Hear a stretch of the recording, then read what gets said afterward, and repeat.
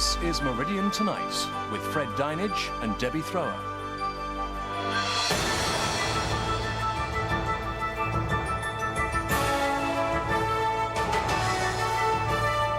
Back behind bars, the Parkhurst three admit they tried to fly to freedom. Hailed as heroes, the men who ran the convicts to earth. A policeman is badly hurt as demonstrations continue against the export of animals. And designer nails, brushing up on art at your fingertips.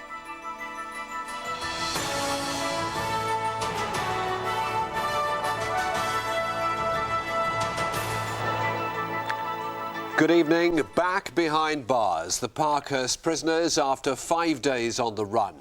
Today, details emerged of how they tried to fly to freedom from the Isle of Wight in a light aircraft. Also of how the three men lived rough in the east of the island, apparently believing police had given up on their search. The Isle of Wight's MP Barry Field today said heads should roll over the breakout. He criticised security at the jail. An end to freedom for Keith Rose, Andrew Rodger and Matthew Williams came through an enormous stroke of luck. They were spotted by an off-duty Parkhurst prison officer walking along a road. A police officer and 2 special constables recaptured them and became instant heroes. Back at the marina where Matthew Williams was finally captured last night, PC Tony Wolcock, the officer who arrested him, joins the search for more evidence. He says he didn't consider the danger when he plunged up to his neck in water with his tracker dog to apprehend the fleeing prisoner. I caught hold of the chap. At the time we didn't know whether he was armed or what. I forced him against the bank, put his hands behind his back. He was handcuffed, taken into custody. The arrest of Williams was the climax of a dramatic police operation. It started when officers received a 999 call from off-duty prison officer Colin Jones, who spotted the 3 escapees on the A3045 at Wootton. He recognised them because he works on the same wing where they're housed. When police arrived, the 3 men were walking in single file along the main road. Rose and Rodger gave themselves up without a struggle, but Williams dived through a hedge and made off across fields, chased by police with tracker dogs. Today it became clear just how quickly the men lost their bid for freedom. The call reporting the initial sighting came at 7:15. By 7:30, murderers Keith Rose and Andrew Rodger were captured, and ferry terminals had been alerted that Williams was heading in their direction. At 8 p.m, police sealed off a caravan park at Binfield. An hour later, they picked Williams up at Island Harbour. We could just vaguely see through the darkness a man lying down, surrounded by police officers. He was later bundled into the back of a transit police van. No shots were fired. It was all done very quiet and smoothly. They did exactly what they should do. They responded superbly, and some of them very bravely, if I may say so. Since their capture, more details of the men's escape plans have come to light.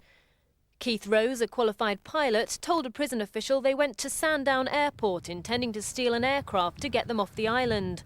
The morning after the escape, airport staff found the doors had been forced on 2 planes and a key had been snapped off in the ignition of one. The men were said to be tired and dishevelled as they were taken back to Parkhurst. They claim they lived rough while on the run, although police won't confirm this. All 3 men were very dishevelled when they were found. At this stage, we don't know where they've been. The inquiries regarding that will be ongoing. I think they had lost the will to stay out of that stage. The 2 older ones? Yes. Williams was suffering from severe hypothermia last night. Prison sources say the medical care he received saved his life. Today, the men were being questioned as police consider whether any criminal charges will be put. It's the end of an anxious 5 days for people on the Isle of Wight. The end of the biggest police hunt the island's ever known, and the end of an escape bid by 3 dangerous men who are now safely back behind bars. Claire Weller on the Isle of Wight for Meridian Tonight.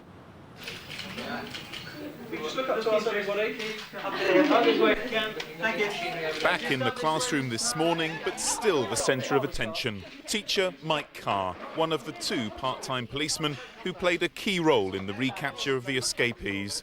Mr. Carr became a special constable to serve his community.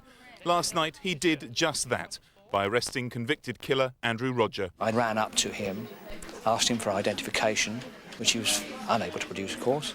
I asked him who the other two were, to which he replied he had no idea who the other two were, when they obviously had been walking together. And I said, I'm sure I know who you are. Will you come back to the police vehicle with me for positive identification? It was a magical moment. It's not the sort of thing that I would want to repeat every day. I don't think I would be able to do that. Staff and pupils at Carisbrooke High School were quick to congratulate a man who says he wasn't a hero, just someone playing his part in a police operation. Yes, he got a rousing cheer and a round of applause for having arrived on time this morning. And he was presented with a gold commendation from the school and a hero's badge. So, yeah, I mean, people are very proud of him. It was quite brave to go out to the prisoners like that, because, I mean, they're all dangerous men. When we heard this morning, we were really proud of him. Like, he's done a good job, he's really brave. Fellow Special Constable Pierre Cornler, who's a ship's steward by profession, was just as brave. He chased convicted bomber Matthew Williams. I managed to get hold of him, but where the weather was so muddy and whatever, and there was bramble bushes, plus a piece of wire that I didn't see, I fell over it. And as I fell, he broke loose. I managed to get hold of him again, but again, because I was on the ground, he still broke loose and ran off across the field. I got up and chased after him, but obviously he had a head start on me. Despite losing Williams, Mr. Cornler was still able to help a police dog team track him down and arrest him. Now that it's all over, obviously, living on the Isle of Wight, people can get back to a normal life because, I mean, obviously they were concerned. And, yeah, it is a great feeling and proud that I've done what I did. We're always there to back up our regular colleagues. We're expected to take the same risks as they take. We do take the same risks, as proved last night. Risks or not, both Mike Carr and Pierre Cornler will soon be back on the island beat. First, though, a chance to rest and reflect on their part in catching 3 dangerous men and helping to keep their community safe. Richard Jones on the Isle of Wight for Meridian Tonight. The MP for the Isle of Wight, Barry Field, says heads should roll over the Parkhurst breakout. He says security at the jail needs to be urgently reviewed. It's been revealed that Parkhurst, unlike other high-security prisons, does not have an electronic sensor wire installed in its perimeter wall. And a former prison officer says dog patrols are not as thorough as they once were. Inside the walls of Parkhurst, everyone's talking about the escape that should have been impossible. Even though the 3 fugitives had a homemade ladder and a duplicate key, a high-security jail does have closed-circuit cameras and regular patrols inside and outside the walls. The Chief Inspector of Prisons, Judge Stephen Tumin, says warnings about security at Parkhurst were not properly heeded. The island's MP agrees and says someone must be held responsible for the blunder. A number of policemen have said to me it's quite irresponsible that they were able to escape in this way from a maximum security prison. It beggars belief the ease with which they appear to have done it, and I think if there has been administrative error, then collars must be felt and people must pay with their jobs. Parkhurst is the only one of Britain's 6 high-security prisons which doesn't have an electronic sensor system in its walls. The Home Office claim work on the geophone sensor had started, and the Prison Officers Association believe it could have prevented the escape.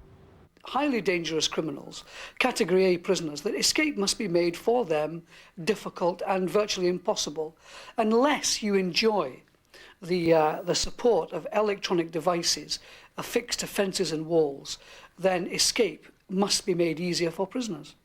The POA are also concerned about dog patrols. They want more of them. And today, the man who used to be in charge of dog handlers at Parkhurst said under the old system, the 3 escapers would have been stopped.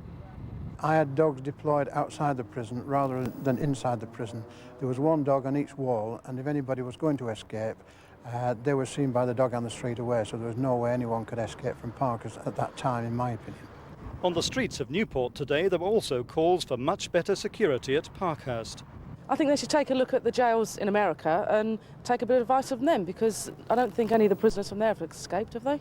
Well, they've got to have all the most modern and up-to-date technology that they can have. And it seems that there's some which is missing from the top of the wall. And tonight, Judge Tumin has called for a full independent inquiry into the worst prison escape for years. Nigel Burwood on the Isle of Wight for Meridian Tonight. Live now to Parkhurst and Richard Gully, the chairman of the Board of Prison Visitors. You were at the men's debriefing both last night and again today. Can you describe the scene for us? Were the men eager to talk? Yes, I should correct you. I wasn't at the debriefings. Our duty as Border Visitors is to go and see to them and make sure they're being properly looked after and treated. But you've had a good opportunity to talk to the men, to hear how they've spent the last few days. Well, how did they actually survive out in the open? Well, they only expressed what they wished to share with me, which was they had been in the open and had lived rough. I've no indication how they procured food or any such thing. Do you have any idea where they were going when they were apprehended? Not really, no. You were among the first to discover of their plan to get away by plane. How do you think they were hoping to manage to do that? Well, only the fact that Rose is a qualified pilot, and I presume he took an opportunist approach to the problem. Is it true that the first two men captured had somewhat given up the will to be at large? Yes, I think that was true. They were certainly very relieved to be back with us when I met them within a quarter of an hour of arrival. There are conflicting reports about the state of Williams' health. Some say that he had mild hypothermia, others that his body temperature fell dangerously low. What is the truth of that? I was in his company when his body temperature was exceedingly low. And I do have to say, had it not been for the professional approach of the staff, and particularly our healthcare staff, I think he would have been extremely ill, if not worse. What does this whole saga tell you about the way security should operate and the way in which morale might be improved at Parkhurst? Well, I think the morale, I've been round to all wings today, and it's of a very high standard. I think we're back in business in that respect. Certainly the security is being very closely monitored, and we await the results of the inquiry to see if there are any specific points that we should take on board regarding any human or mechanical errors that took place. Why is it then that the Prison Officers Association seems to be singing a different song, saying that we have a situation where the prison is run in certain sections by the prisoners and not the officers? Yes, well, I was called to D-Wing to meet some of the prisoners who are extremely upset by these type of terminology. It's upsetting not only the prisoners but also the staff. You have to understand that with this type of prisoner there has to be a balance of approach, and you cannot start taking hard lines. You have to work with them. Some of our prisoners have been very cooperative over the last 5 days, otherwise we could have had far more serious problems. Richard Gully from Parkhurst, thank you very much. Fred. Indeed, finally tonight's main stories. The Parkhurst prisoners are back behind bars after 5 days on the run. Police have spent the day investigating how the three attempted to leave the island on a light aircraft. They reportedly lived rough after that attempt failed. Peter Cook, one of the great names of comedy, has died at the age of 57. He was taken ill last week. Tributes have been pouring in for the star, who first found fame in the 60s with his longtime partner Dudley Moore. And a policeman's been hurt as demonstrators stepped up their battle to stop the export of live animals from Shoreham Harbour in Sussex. It happened as animal rights protesters tried to seal off the port following 7 nights of demonstrations. That's the news this evening. Fred has the late news for you at 10:30, and we're all back at 6 tomorrow. Until then, very good evening to you. Good night.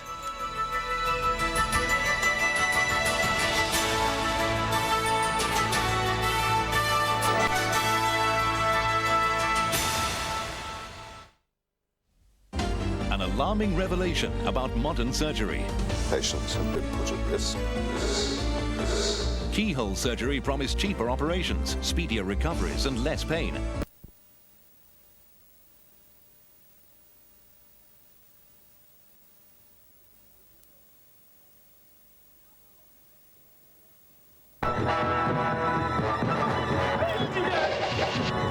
What are we going to do, Vic?